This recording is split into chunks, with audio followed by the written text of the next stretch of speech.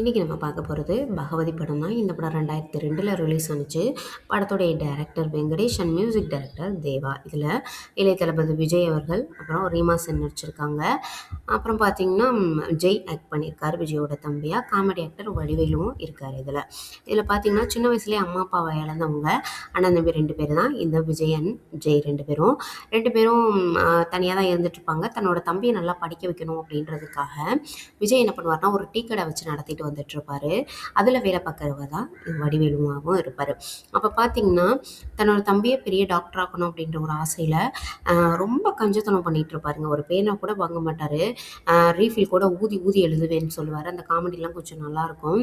அதுக்கப்புறம் பார்த்தீங்கன்னா அவர் வந்து கோர்ட்டுக்கு ஆப்போசிட்டில் தான் கடை வச்சுருப்பார்.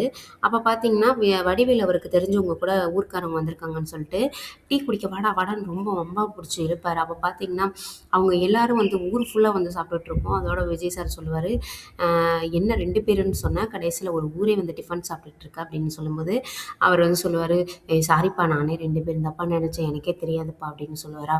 உடனே விஜய் சார் உடனே வடிவேல் சார் சொல்லுவார், எனக்கும் தெரியாதுப்பா, ஆனால் என் சம்பளத்தில் மட்டும் கை வச்சிடாதப்பா அப்படின்னு. சேச்சா உன் சம்பளத்துலலாம் கை வைக்க மாட்டேன், இனிமேல் உனக்கு ஜென்மத்துக்கு சம்பளமே கிடையாது அப்படின்ற மாதிரி சொல்லுவார். அந்த காமெடிலாம் கூட நல்லாயிருக்கும். இதில் பார்த்தீங்கன்னா விஜய் சார் இந்த மாதிரி ஒரு ரொம்ப ஸ்ட்ரிக்டாக அப்படி வாழ்ந்துட்டு வர்ற விஷயம் வந்து ரீமா சென், அதாவது இந்த கோர்ட்டில் இருக்கக்கூடிய ஜட்ஜோடைய பொண்ணு தான் ரீமா சென். ஸோ அடிக்கடி அந்த இடத்துக்கு வர மாதிரி இருக்கவும் விஜய் இந்த மாதிரி சிக்கனமாக பண்ணி வாழ்ந்துட்டு இருக்கிறதா இருக்கட்டும், சின்ன சின்ன காமெடிகள்லாம் வரும். அதெல்லாம் பார்க்கும்போது அவங்களுக்கு ரொம்பவே பிடிக்கும். லவ் பண்ண ஆரம்பிப்பாங்க விஜய் சாரை. அதுக்கப்புறம் பார்த்திங்கன்னா அவரோட தம்பி குணா, அதாவது ஜெய் இருக்கார்ல, அவரோட பேர் வந்து இதில் குணா. அவர் என்ன பண்ணுவார்னா தன்னோட காலேஜில் படிக்கக்கூடிய பிரியா அப்படின்ற பொண்ணை வந்து லவ் பண்ணுவார். 2 பேர் லவ் பண்ணிகிட்டு இருப்பாங்க. இந்த விஷயம் வந்து விஜய் அவர்களுக்கு தெரிய வந்ததுக்கப்புறமா அவங்க அப்பா கிட்ட போய் பேசலாம் அப்படின்ற மாதிரி ஈஸ்வர பாண்டியன், அவங்க அப்பா பேர் இதில், அவர்கிட்ட போய் பேச போகும்போது அவர் ரொம்ப அசிங்கப்படுத்தி அனுப்பி விட்டுருவார் விஜய் சாரை. அதனால் இவர் திருப்பி வந்துடுவார். அப்போ பார்த்தீங்கன்னா இவர் 2 அதாவது அந்த பிரியாங்கிறவங்க வந்து கன்சீவாக வேற இருப்பாங்க அவங்க தம்பியால்.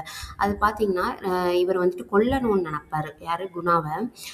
எப்படியாவது இவன் வந்து சேர்த்து வச்சிடணும்னு நினைக்கிறான்ல, அப்போ இவனை வந்து கொண்டுடலாம் அப்படின்னு சொல்லிட்டு விஜயோட தம்பி வந்து கொன்றுவார். அப்போ இறக்கும் தருவாயில் வந்துட்டு விஜய் சார் கிட்ட சொல்லுவார், அண்ணா நான் கண்டிப்பாக உன் கூட தான் இருப்பேன், நான் எப்படியே திரும்பி வந்து உன் கூட நான் வாழ்வேனே அப்படின்னு சொல்லிட்டு இறந்து போவார். இவருக்கு ஒன்றுமே புரியாது. அப்போ தான் தெரியும் அவங்களுடைய லவர் வந்து கன்சீவாக இருக்காங்க அப்படின்ற விஷயம். அப்போ இந்த ஈஸ்வர பாண்டியன் இருக்கார் இல்லையா, அவர் வந்துட்டு அவனுடைய கரு வந்து என் பொண்ணு வயிற்றுல எப்படி வளரும் அப்படின்னு சொல்லிட்டு கொல்ல பார்ப்பார். அவர் பொண்ணையும் சேர்த்து கொல்ல பார்ப்பார். ஆனால் தம்பி சொல்லிட்டு போனார் இல்லையா, திரும்பி நான் வருவேன் அப்படின்றதுன்னு சொல்லிட்டு.